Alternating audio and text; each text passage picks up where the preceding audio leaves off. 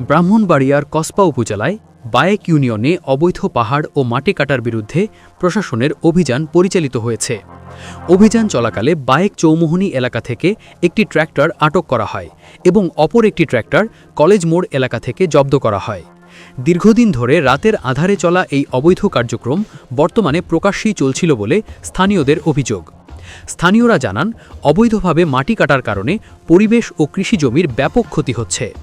এ অবস্থায় প্রশাসনের কঠোর পদক্ষেপের দাবি জানিয়ে আসছিলেন সাধারণ মানুষ।